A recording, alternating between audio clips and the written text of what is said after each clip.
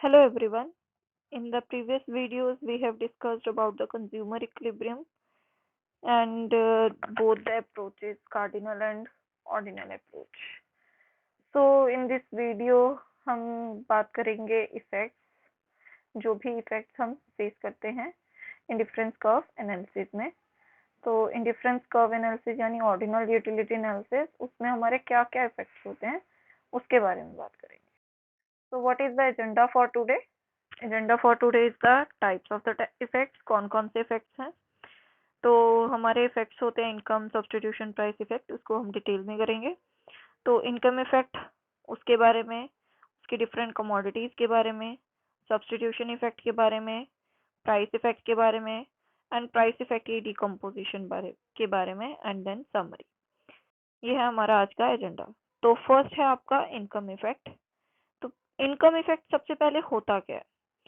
आप सबको पता है कि डिमांड और इनकम का बहुत पॉजिटिव रिलेशन है, मतलब अच्छा रिलेशन है कि जब इनकम एक कंज्यूमर की बढ़ती है तो उसकी डिमांड, वो एक कमोडिटी की डिमांड को क्या कर देता है, बढ़ा देता है, चाहे उसका प्राइस बढ़े चाहे घटे।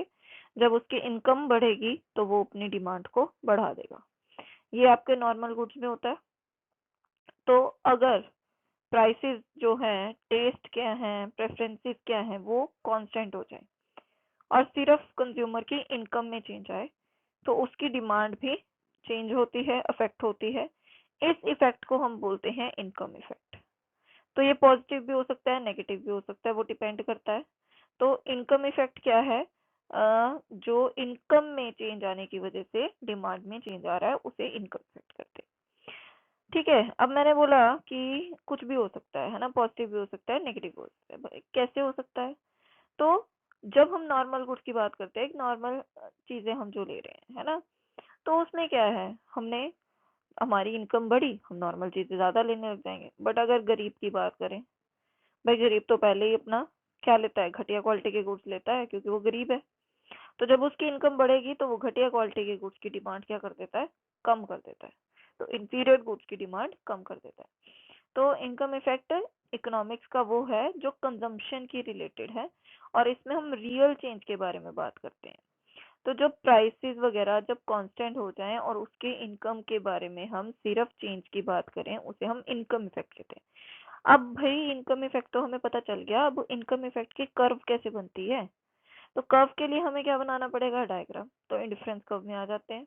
तो इंडिफरेंस कर्व में हमारे पास बहुत सारी बजट लाइन्स है, क्योंकि बजट लाइन क्या बताती है हमें, इनकम, हमारी कंज्यूमर की इनकम क्या है, बजट लाइन बताती है। तो बजट लाइन हमारी इनकम बता रही है, तो बहुत सारी बजट लाइन हमारी अलग अलग इनकम बताएंगी। जब हमारी इनकम बढ़ गई तो मैंने आपको पिछली क्लास में बताया था कि इनकम बढ़ेगी तो बजट लाइन शिफ्ट करेगी आगे को, तो हम भाई शिफ्ट कर गए। तो ये हमारी इंडिफरेंस कर्व थी पहले। अब हम इंडिफरेंस कर्व यहाँ पे भी शिफ्ट कर सकते हैं, यहाँ पे भी कर सकते हैं और यहाँ पे भी। अब अगर नॉर्मल गुड की बात करें तो भाई हम दोनों ही बढ़ाएंगे, अकेले एक को नहीं बढ़ाएंगे, एक को कम नहीं करेंगे, क्योंकि हमारी इनकम बढ़ी है तो हम बीच वाली लेंगे। इसी तरीके से जब और इनकम बढ़ेगी तो और लेंगे। तो इन सभी के बीच वाले पॉइंट्स को जब हम जोड़ देते हैं तो ये भी एक कर्व बन जाती है। तो इस कर्व को बोलते हैं income consumption curve. Income consumption मतलब इनकम में से जो हम कंज्यूम कर रहे हैं, तो उसे हम बोलेंगे इनकम कंजम्पशन कर्व। तो वो गुड के ऊपर इनकम इफेक्ट को जो कर्व दिखा रही है उसे हम बोलते हैं इनकम कंजम्पशन कर्व। तो सिंपली अगर income consumption curve normal goods के केस में बात करें तो वो कैसी होती है, बिल्कुल सीधी होती है, क्योंकि हम दोनों को ही बढ़ा रहे होते हैं, जितना एक्स को बढ़ाएंगे उतना ही वाई को बढ़ाएंगे। ये होती है इनकम कंजम्पशन कर्व। अब ये तो हमें पता चल गया, अब अलग अलग गुड्स में कैसे होती है। तो सबसे पहले हम बात करते हैं इंफीरियर गुड्स के केस में। तो इंफीरियर गुड अगर हमारा क्या है, एक्स है, तो भाई मैं एक्स को क्यों लूंगी, इनकम बढ़ गई, मैं एक्स को क्यों लूंगी, एक्स को कम कर दूंगी। तो एक्स को कम करने के लिए क्या करना पड़ेगा, हम वाई को बढ़ा देंगे। तो हमारी इनकम कंजम्पशन कर्व कैसे जाने लग जाएगी, कुछ इस तरीके से जाएगी, मैं पीछे की तरफ एक्स को कम कर दूंगी। और अगर वाई हमारा क्या है, हमारा इंफीरियर होगा, तो मेरी इनकम कंजम्पशन वाई को घटा देंगे, तो ये ऐसे जाएगी, वाई को कम करेंगे, एक्स को ज्यादा लेंगे। नॉर्मल गुड्स के केस में मैंने अभी बताया ये स्ट्रेट होती है।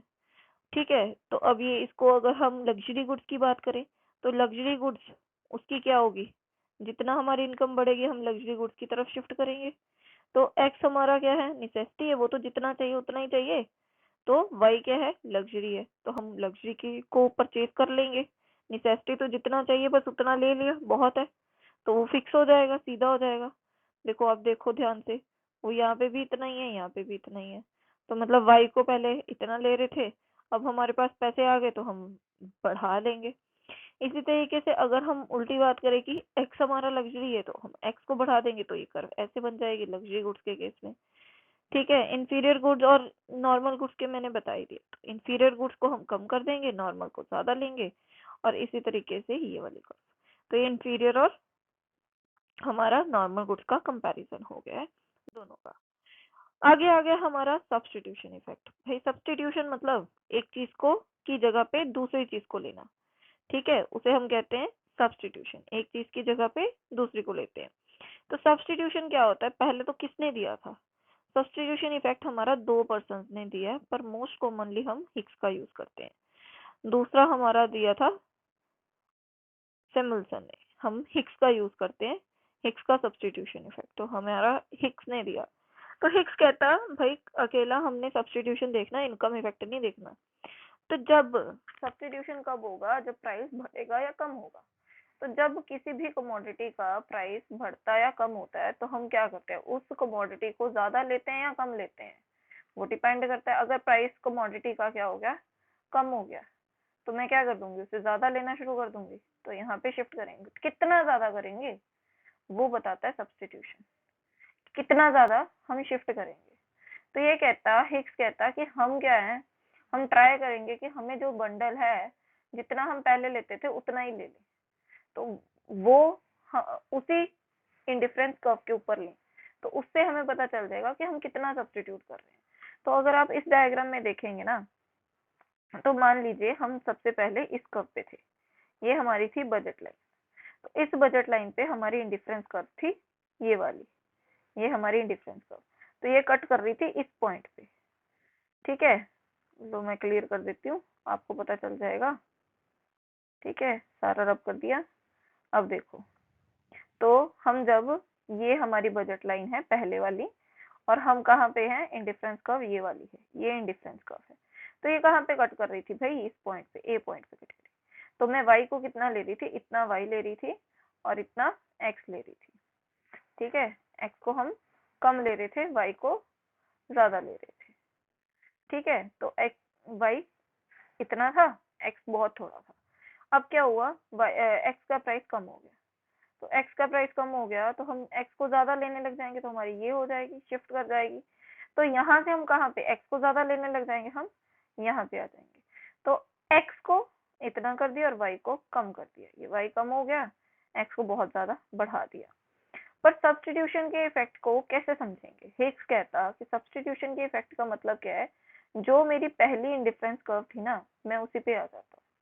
बट भाई उस पे कैसे आ जाए, तो हम क्या लेते हैं, रियल इफेक्ट लेते हैं। अब रियल इफेक्ट क्या होता है, रियल इनकम इफेक्ट क्या होता है, मतलब मेरी परचेजिंग पावर को इन्होंने कांस्टेंट कर दिया। मतलब पहले जितना मैं ले सकती थी उतना ही कर दो। अगर पहले मेरी इनकम 100 रुपए थी, अब 200 रुपए बढ़ गई है। ठीक है, 200 रुपए बढ़ गई तो मैं चीजें ज्यादा ले सकती हूँ। तो कहते हैं कि 100 रुपए में ही ले लो, 100 रुपए पे ही आ जाओ, मतलब पीछे आ जाओ। तो हम इसको इस तरीके से बजट लाइन को शिफ्ट कर देंगे पीछे की तरफ। लो भाई मैं बना देती हूँ आपको बताने के लिए। ठीक है, तो हम किस लाइन पे आ जाएंगे, इस लाइन पे आ जाएंगे। तो ये हो जाएगी हमारी रियल इफेक्ट। तो इसको कहते हैं रियल इनकम इफेक्ट। तो हम पीछे आ जाएंगे इनकम को सेम पे लाने के लिए। तो यहाँ पे ये कट कर रही है सी पे, तो अभी भी मैं सी को मतलब एक्स को ज्यादा ले रही हूँ। कितना ज्यादा, इतना ज्यादा, कितने से, वाई से। तो मैंने वाई को कितना सब्स्टिट्यूट किया, कहाँ पे ले रहे थे हम, ए पे। तो मैंने y को इतना ज्यादा कम कर दिया, सब्स्टिट्यूट कर लिया x से। तो इसे बोला गया सब्स्टिट्यूशन इफेक्ट हिक्स ने, कि हम कितना y को देना चाहते हैं x को और लेने के लिए, तो उसे हम बोलते हैं सब्स्टिट्यूशन इफेक्ट। ठीक है, तो ये आ गया हमारा सब्स्टिट्यूशन इफेक्ट। अब सब्स्टिट्यूशन इफेक्ट के बाद आता है हमारा प्राइस इफेक्ट। तो प्राइस इफेक्ट क्या होता है भाई? प्राइस के बढ़ने या कम होने से हमारी कंजम्पशन पे क्या असर पड़ता है उसे हम बोलते हैं प्राइस इफेक्ट। तो प्राइस इफेक्ट भी अब उसको बताने के लिए भी कर्व होगी। तो प्राइस इफेक्ट को बताने के लिए जो कर्व होती है उसे हम बोलते हैं price consumption curve, PCC, price consumption curve. तो अगर हम नॉर्मल गुड्स के केस हैं, अब हमारे इसमें भी 3 तरीके के गुड्स हैं। नॉर्मल गुड्स, इंफीरियर गुड्स जिसको हम गिवन गुड्स भी बोलते हैं, और न्यूट्रल। न्यूट्रल मतलब जिनका कोई इफेक्ट नहीं है। न्यूट्रल जितने लेने हैं, निसेसिटीज हम बोल सकते हैं। न्यूट्रल गुड्स निसेसिटीज होता है, ठीक है। तो हम निसेसिटीज लेते हैं, तो निसेसिटीज हम जितनी है उतनी ही ले लेते हैं, ज्यादा हमें कुछ खास फर्क नहीं पड़ता। तो जब हम नॉर्मल गुड्स की बात करते हैं तो पीसीसी क्या होती है? अपवर्ड स्लोपिंग होती है, क्योंकि प्राइस के घटने से हम चीजें ज्यादा लेने लग जाते हैं। तो इसमें प्राइस के घटने का इफेक्ट है, ये पॉजिटिव होती है, ऊपर की तरफ जा रही होती है, ठीक है। तो यहाँ पे अगर हम गिवन गुड्स की बात करें, मतलब इंफीरियर गुड्स की बात करें, घटिया गुड की बात करें, तो मान लो एक्स हमारा घटिया गुड है, तो हम किसकी तरफ शिफ्ट करेंगे? वाई की तरफ। तो मेरी पीसीसी ऐसे पीछे की तरफ जाएगी, बैकवर्ड स्लोपिंग हो जाएगी। तो पीसीसी यानी प्राइस कंजम्पशन का पीछे की तरफ आने लग जाएगा, मैं कम लेने लग जाऊंगी चीज। इसी तरीके से न्यूट्रल, मान लो कि वाई क्या है? न्यूट्रल है, निसेसिटी है, हमें उतना ही लेना है जितना चाहिए। तो वाई पे है, यहाँ पे कांस्टेंट हो जाएगा, एक्स को हम बढ़ा देंगे। अगर मेरा प्राइस चेंज हो रहा है तो एक्स को बढ़ा देंगे, तो वाई कांस्टेंट हो जाएगा, एक्स को हम बढ़ा देंगे, तो ये स्ट्रेट लाइन बन जाएगी। तो ये स्ट्रेट लाइन कर्व होगी पीसीसी की न्यूट्रल्स में। तो ये आ गया हमारा प्राइस इफेक्ट, कि प्राइस के चेंज होने से हमने क्या क्या चीजें चेंज की हैं। आगे आ गया हमारा डीकम्पोजिशन ऑफ प्राइस। अब प्राइस इफेक्ट तो हमने पढ़ लिया, पर प्राइस इफेक्ट क्या है ना, 2 हिस्सों में बांटा जाता है। प्राइस इफेक्ट अकेला कभी काम नहीं करता, या तो यहाँ पे क्या होता है? सब्स्टिट्यूशन इफेक्ट और इनकम इफेक्ट, दोनों चीजें काम करती है। बिना प्राइस के अकेले के इफेक्ट से कुछ नहीं होता। प्राइस के बढ़ने से हम कोई कमोडिटी ज्यादा लेते हैं तो दूसरे को कम भी करते हैं, तो वो हो गया सब्स्टिट्यूशन। और उससे हमारी परचेजिंग पावर बढ़ जाती है। आप देखो कि पहले 100 रुपए थे आपके पास, अब भी 100 रुपए हैं, कोई चेंज नहीं आया। इनकम तो उतनी की उतनी है, पहले भी 100 रुपए था, अब भी 100 रुपए है। बट पहले प्राइस क्या था? 5 रुपए था, तो मैंने 5 रुपए से डिवाइड किया, भाई ये लो। कितनी चीजें खरीद सकते हो आप? 20 चीजें, ठीक है। अब प्राइस कम हो गया, प्राइस कितना हो गया? 2 रुपए हो गया, तो आप कितनी चीजें खरीद सकते हो भाई? ले भाई 50, 50 चीजें खरीद सकते हैं हम। तो 50 चीजें खरीद सकते हैं मतलब ज्यादा खरीद सकते हैं। तो इसका मतलब क्या हुआ? ये जो मैं ज्यादा खरीद सकती हूँ ना, इसको हम बोलते हैं income effect, real income effect. Purchasing power बढ़ गई मेरी, ज्यादा चीजें खरीद सकती हूँ मैं, पर इनकम तो वही थी। पैसे बढ़ गए क्या? नहीं, प्राइस कम होने की वजह से मेरे पास पावर बढ़ गई, मैं पैसे ज्यादा खर्च कर सकती हूँ, मतलब ज्यादा चीजों के ऊपर खर्च कर सकती हूँ। उसे हम बोलते हैं income effect, real income effect. तो यहाँ पे जो प्राइस इफेक्ट है वो 2 चीजों को मिला के बनता है, दैट इज सब्स्टिट्यूशन इफेक्ट और रियल इनकम इफेक्ट। तो ये कैसे होता है? तो आ जाओ भाई, मान लो कि हमारी ये वाली कर्व थी पहले, अब प्राइस क्या हो गया? कम हो गया एक्स का, तो हमारी शिफ्ट कर गई यहाँ पे। तो हम पहले कंज्यूम करते थे भाई ई पे, हमारा इक्विलिब्रियम यहाँ पे था। अब हम क्या करेंगे? शिफ्ट कर जाएंगे ई1 पे, ठीक है। पर अगर हमने सिर्फ सब्स्टिट्यूशन की बात करनी है तो हिक्स के रूल पे आ जाओ। हिक्स कहता था भाई वापस ही रहो वहीं पे, उसी डिफरेंस कर्व पे, मूव नहीं करना। तो उसी डिफरेंस कर्व के लिए हमने रियल इनकम वाली कर्व बना दी, तो वो ई2 पे कट कर रही है। तो यहाँ से हमें पता चला कि सब्स्टिट्यूशन इफेक्ट कितना है, सिर्फ इतना सा ही है। ये सिर्फ सब्स्टिट्यूशन इफेक्ट है, सिर्फ इतना सा। पर हमारा प्राइस इफेक्ट तो भाई पूरा था, ये सारा पूरा था, क्योंकि हम यहाँ से ई से ई1 की तरफ गए थे। ये था प्राइस इफेक्ट, इतना ज्यादा था। तो आधा कहाँ गया भाई? तो आधा हमारा बन गया इनकम इफेक्ट, आधा हमारा इनकम इफेक्ट में कन्वर्ट हो गया। तो जो ये सब्स्टिट्यूशन इफेक्ट है और ये इनकम इफेक्ट है, इन दोनों को मिला लें, क्योंकि इनकम, परचेजिंग पावर बढ़ गई तो मैंने चीजें ज्यादा ली, तो ये दोनों को मिला लें तो हमारा क्या बन जाता है? प्राइस इफेक्ट, ठीक है। तो प्राइस इफेक्ट क्या है? अलग अलग कमोडिटीज में अलग अलग होता है, ठीक है। तो अगर हम बात करें कि सब्स्टिट्यूशन, इनकम इफेक्ट और प्राइस इफेक्ट की, या तीनों के मैग्नीट्यूड की कैसे है। नॉर्मल गुड्स में भाई, नॉर्मल गुड्स के केस में सब्स्टिट्यूशन इफेक्ट की बात करें तो जब क्वांटिटी बढ़ती है, ठीक है, तो सब्स्टिट्यूशन इफेक्ट में नॉर्मल गुड्स में क्वांटिटी बढ़ती है हमेशा, ठीक है, और इनकम इफेक्ट में भी क्वांटिटी बढ़ती है, डिमांड बढ़ती है। प्राइस के कम होने से सब्स्टिट्यूशन इफेक्ट भी बढ़ता है और इनकम इफेक्ट भी बढ़ता है, और प्राइस इफेक्ट क्या होता है, पॉजिटिव हो जाता है, ठीक है। इंफीरियर गुड्स के केस में प्राइस के घटने से क्वांटिटी बढ़ती है, सब्स्टिट्यूट करते हैं हम दूसरी चीज लेने लग जाते हैं, पर हमारी इनकम क्या है, इनकम बढ़ने से क्या होता है, हम इसको कम कर देते हैं, तो इनकम बढ़ने से हम इंफीरियर गुड को नहीं लेते, कम लेते हैं, तो इस वजह से ये डिक्रीज कर जाता है। तो पर इसमें सब्स्टिट्यूशन इफेक्ट इनकम इफेक्ट से ज्यादा होता है, इसलिए ये पॉजिटिव होता है, प्राइस इफेक्ट पॉजिटिव होता है। अगर हम गिफन गुड की बात करें, गिफन क्या होते हैं, और भी मतलब गिफन गुड वो होते हैं जो हम मेन फूड हम कंज्यूम करते हैं, चाहे वो घटिया क्वालिटी के हैं, पर उनके बिना हम नहीं रह सकते, हम नहीं जी सकते उनके बिना, तो उसे हम बोलते हैं गिफन गुड्स। तो उसके प्राइस कम होने से उनकी डिमांड बढ़ती है, बट उसके इनकम के बढ़ने से उसकी क्वांटिटी घटती है। पर इसमें क्या है, इनकम इफेक्ट बहुत ज्यादा पावरफुल होता है, क्योंकि हम जब इनकम हमारी बढ़ती है तो हम बिल्कुल ही शिफ्ट कर जाते हैं, हम इसको कभी लेते ही नहीं है, कंज्यूम ही नहीं करते, हम बहुत ज्यादा ही चीजों को छोड़ देते हैं गिफन गुड्स वाली, तो इस वजह से इसका इनकम इफेक्ट क्या है, पावरफुल होता है सब्स्टिट्यूशन इफेक्ट से। तो इस वजह से प्राइस इफेक्ट जो है वो नेगेटिव हो जाता है, क्योंकि हमारी क्वांटिटी डिक्रीज कर रही है इनकम इफेक्ट में, तो ये नेगेटिव हो जाता है। तो इस वजह से ये हमारे सारे तीनों के तीनों डिकम्पोजिशन होते हैं प्राइस इफेक्ट की अलग अलग कमोडिटीज में। ठीक है जी, आज हमने सारे इफेक्ट्स कर लिए। अगर किसी को नहीं समझ आया तो मुझसे पूछ सकते हो, आप कमेंट कर सकते हो। Thank you so much. Please like share subscribe and comment. ठीक है, किसी को कोई भी प्रॉब्लम है आप कमेंट में बता सकते हैं।